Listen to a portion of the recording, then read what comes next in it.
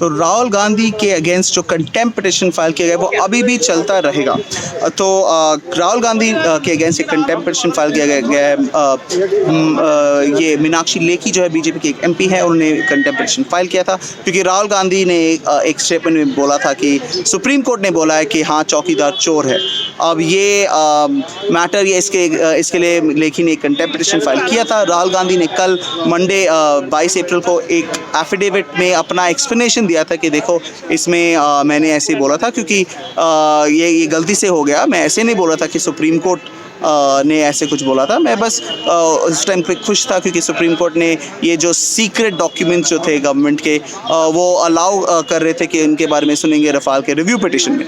तो अब ये जो मैटर है ये सीजीआई ने बोला है कि इस मैटर में उन्होंने नोटिस इशू किया, तो ये फॉर्मली चलता जाएगा। पिटिशन को उन्होंने एक्सेप्ट किया और ये रफाल रिव्यू पिटिशन के साथ में सुना जाएगा। और उन्होंने रफाल रिव्यू पिटिशन के लिए डेट दिया है अगले हफ्ते, तो 30 अप्रैल को कोर्ट ये रफाल रिव्यू पिटिशन हियरिंग शुरू करेंगे और साथ में राहुल गांधी के अगेंस्ट जो कंटेम्प्ट पिटिशन है वो भी सुनेंगे। तो अभी हमने राहुल गांधी की पिटिशन में तो देखा था कि उन्होंने बोला था कि देखो बीजेपी के लीडर्स है, उन्होंने बहुत बार बोला है कि सुप्रीम कोर्ट ने उनको क्लीन चिट दिया रफाल में, सुप्रीम कोर्ट के दिसंबर जजमेंट के बारे में बोल के। तो उन्होंने कहा कि देखो उस टाइम भी हमने तो कंटेम्प्ट पिटिशन नहीं फाइल की थी क्योंकि ये तो पॉलिटिकल स्पीच है।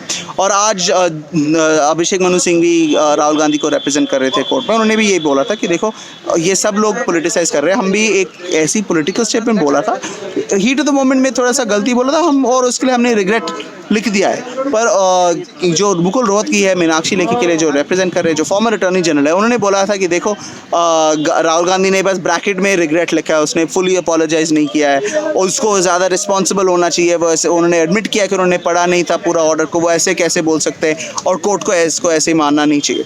तो इसलिए फिर उसके बाद सिंघवी ने बोला था इनफैक्ट कि अच्छा है कि कोर्ट ने अभी तक इशू नोटिस नहीं किया है, और फिर कोर्ट ने जाके इशू नोटिस कर दिया और इसलिए और मैटर तो अब रफाल रिव्यू के साथ में सुना जाएगा। अब देखना पड़ेगा कि इसमें क्या रिलेशन होने वाला है, कि कुछ इफेक्ट होने वाला है। तो आप क्विंट को फॉलो करते रहिए सब अपडेट्स के लिए इस केस के बारे में और भी जो कोर्ट में बड़े केसेस हो रहे हैं उन सब के बारे में जानकारी के लिए।